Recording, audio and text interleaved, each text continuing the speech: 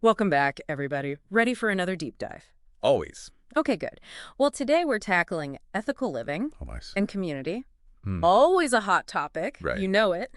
So we're going deep into Proverbs 3.2731. Okay. And we've got two sources to help us unpack this. It's interesting. One is a really in-depth analysis of the Hebrew text. Oh, wow. And the other is more of a philosophical reflection on, Yeah. loving your neighbor, that whole idea. Mm-hmm. So these verses, they seem pretty straightforward at first glance. Right. But there are some serious aha moments waiting for us. I bet. I think you're going to be surprised by how much depth there is here. I'm ready. All right, so let's jump right in. Verse 27 says, Okay. "Do not withhold good from those to whom it is due when it is in your power to act." And what struck me is how it's not just about what you don't do, Right. but actively choosing not to act when you totally could help. Interesting. Like, imagine seeing someone struggling with their groceries and you just walk by. Oh, yeah. You had the power to make things easier, but you just didn't. That's a good point. And the Hebrew word for withhold here Yeah. really emphasizes that deliberate choice to hold back. Oh, wow. It's the same word used when God tells Abraham to hold back from sacrificing Isaac. real. So it's not about being passive, it's about intentionally keeping something good Mm-hmm. when you have the means to give it. Okay, so there's a real responsibility here. Definitely. There's the sense of obligation. And one of the sources pointed out that those to whom it is due, Right. it's not just about random acts of kindness. It's like there's this inherent obligation, Yeah. almost as if people have a right to expect certain good things from their community. It's interesting because the Hebrew word used there, Yeah. Baal, it literally means master or owner. Wow. So it implies some kind of pre-existing relationship that Ah. creates this obligation. Interesting. So it's not just a matter of, Should I help? should I help? Right, but more like, how can I fulfill my responsibility in this situation? Oh, that changes things It does, doesn't it? big time. Okay, let's move on to verse 28. All right. Do not say to your neighbor, "Come back tomorrow and I'll give it to you," when you already have it with you. Mm-hmm. This one seems pretty straightforward, like don't put off doing good if you can do it right now. Yeah, on the surface, it seems pretty clear. Right. But I think there's more to it than that. Okay, what do you mean? Well, remember, neighbor, in the Hebrew context, Mm-hmm. it goes beyond just the person next door. Oh, right. It encompasses anyone you share community with. Okay. And the way it emphasizes immediacy. When you already have it with you. Yeah, right now, Mm-hmm. it suggests that delaying is just an excuse to avoid your obligation. Ooh, that's a good point. All right, verse 29 is where things get a bit more intense. Okay. It says, "Do not plot harm against your neighbor who lives trustfully near you." That seems like a big jump, going from not helping to actually planning to hurt someone. It is a significant shift. Right. And the language used here is really powerful. How so? Well, the Hebrew word for plot, karash, Yeah. it means to plow or to engrave. Oh, wow. It implies a deliberate intention to cause harm, not just a spur-of-the-moment thing. So it's premeditated Yes, a carefully crafted plan. against someone who's vulnerable. Exactly. Who lives trustfully near you. It's like a violation of that unspoken agreement we have to look out for each other. Precisely. Yeah. And that kind of betrayal can really damage a community. Absolutely, that makes sense. Okay, moving on to verse 30. Right. Do not accuse anyone for no reason when they have done you no harm. Right. It sounds like a call to avoid pointless conflict. Yeah, like gossiping and stuff. Right. But it's interesting. The Hebrew word for accuse, Yeah. it specifically refers to formal legal proceedings. Oh, really? So it suggests that this isn't just about petty complaints. It's about using accusations as a weapon Wow. to harm someone's reputation. So these simple proverbs are packing a real punch. They are. Last one in this set, verse 31. Okay. Do not envy the violent or choose any of their ways. This one feels a little different.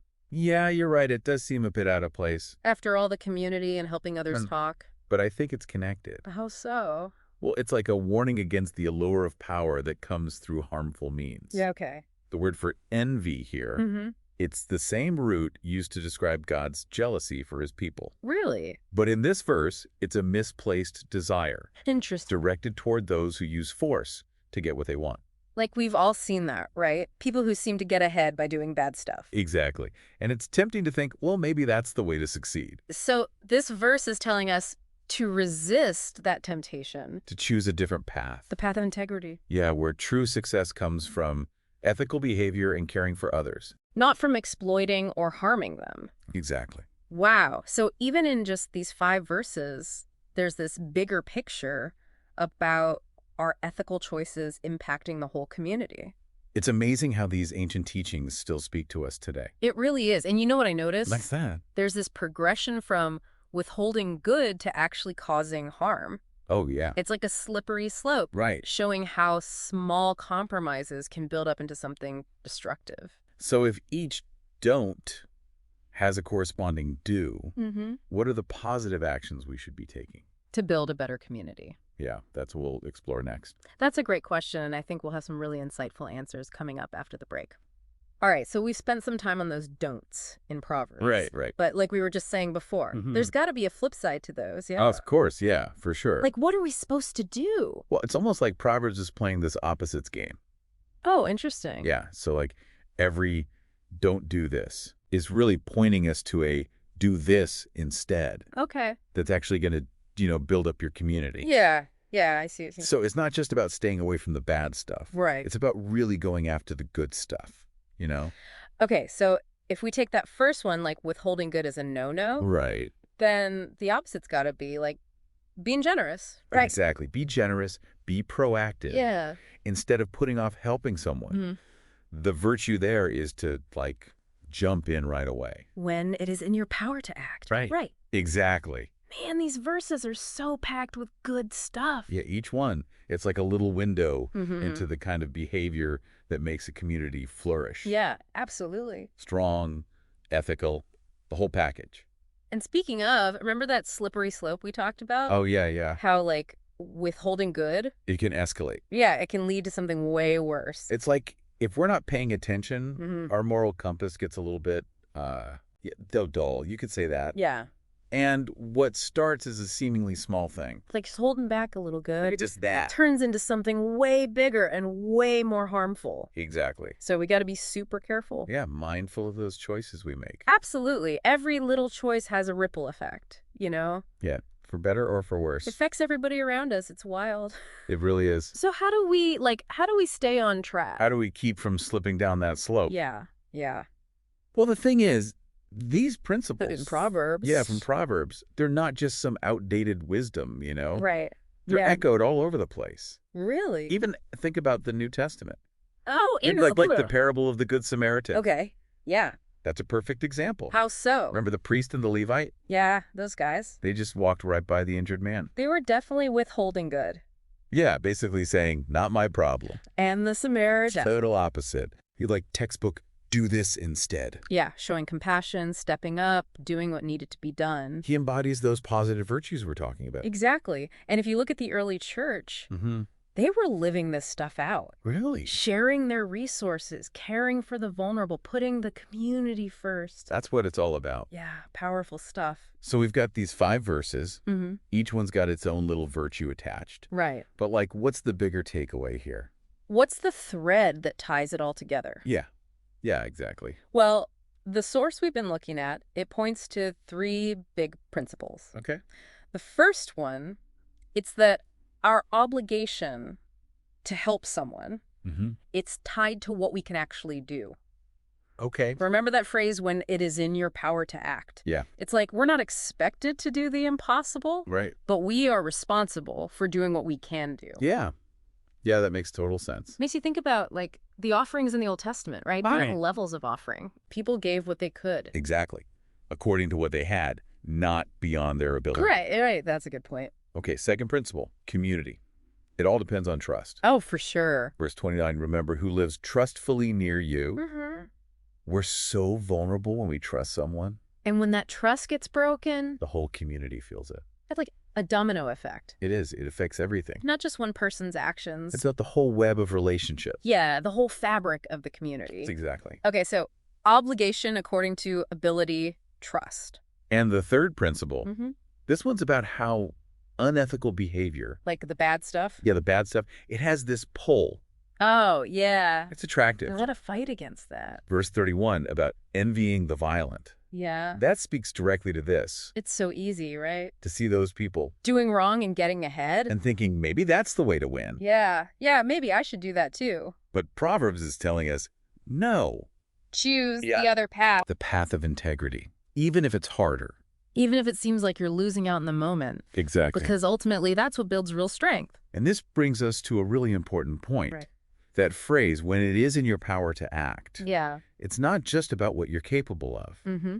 It's about the responsibility that comes with any power. Ooh, that's good. We all have power in some way. Right. Money, influence, even just our choices.